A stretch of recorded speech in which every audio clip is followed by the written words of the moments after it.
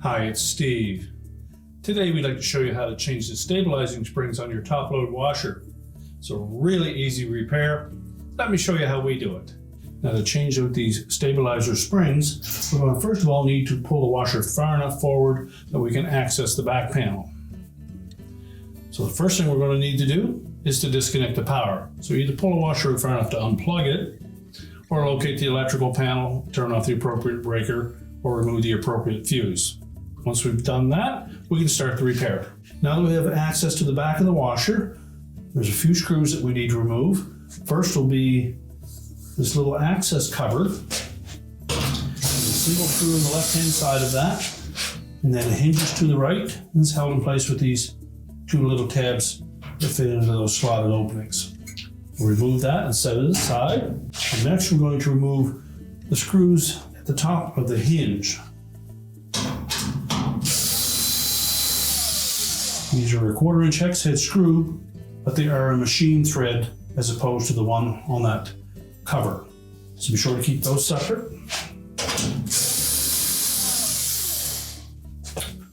Now once we've removed those screws, we'll go to the front of the washer so that we can tilt up that main top. Now the next part of this procedure will be to grasp both sides of that main top and just pull it slightly forward, about 1/4 inch.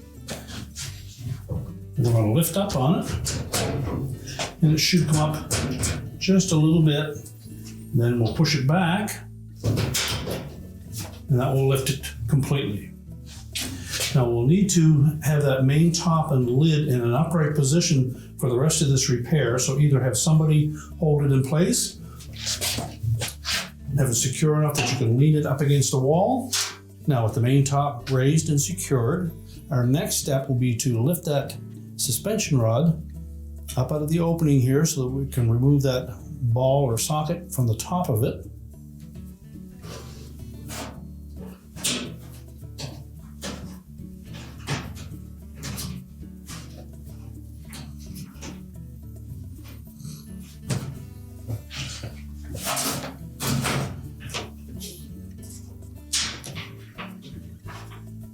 Just remove that ball. Allow that suspension rod to go down through the opening. You can just hook it across the rear support here temporarily. So now our next step is we're just going to lift that rod off of there, allow that to slide down through the opening on the bottom of the tub, and we'll remove the old spring.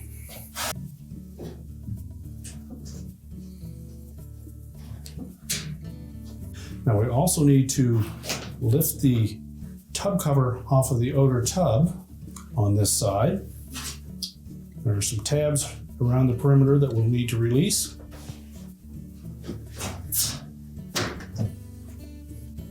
So we'll just release the tab on either side of that little pivot that the spring is attached to. Slide that off. Place the new one on there, and we'll snap that tub cover back down.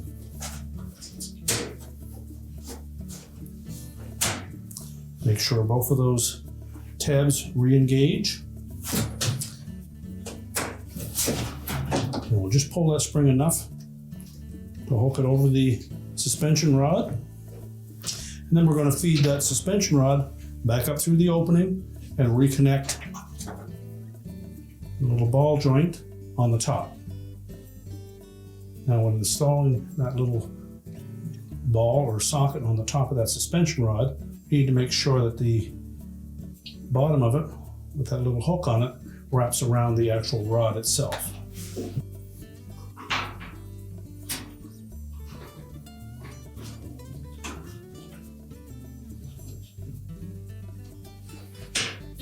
Now make sure the top of that suspension rod fits down in flush. Lower it back down into place, and then we can do the second one. Now for the front spring, we'll do the same thing, except we don't have a method to hang that suspension rod on the support bracket, but it's all right to just let it drop down inside. If you found it difficult to lift up on that suspension rod, simply take a pair of locking pliers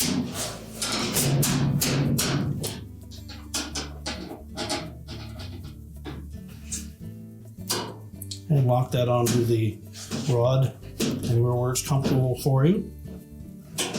Lift up. Again, we'll remove the socket from the top. We can lower that rod down through the opening. Lift the spring off of it. Now again, we're going to release the 2 tabs on either side of that point.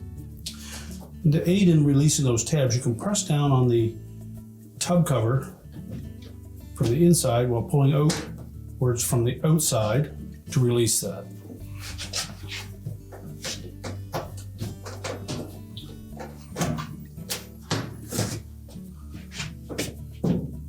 We just need to lift that up enough to slide that spring off.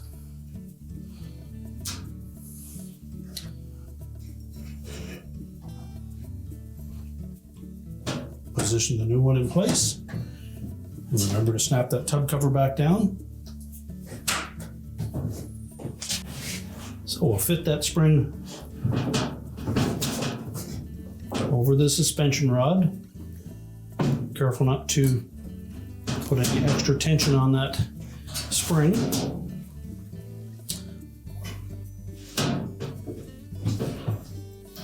And we'll feed it up through the opening. Again, we need to make sure that we engage that socket properly.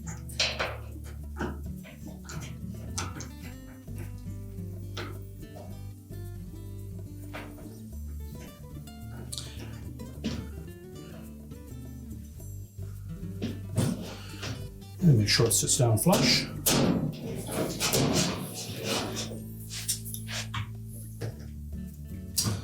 And now we can put the main top back down. So we'll remove our lanyard, and we're going to lay that top down. And what we need to do is to line up these slots on the bottom of the main top with these 2 hooks in that support bracket.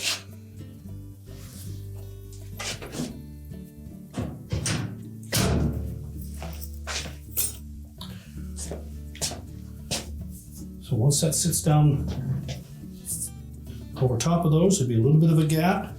If we pull that top forward, it should drop down until it's pretty much flush with the cabinet. And then we can simply push it back and it should be locked in place. Then we'll go to the back of the washer and reattach the retaining screws. Be sure to pick the machine thread screws for the hinge.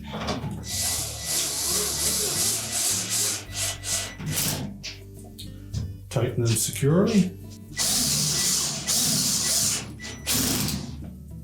We'll then replace the access cover.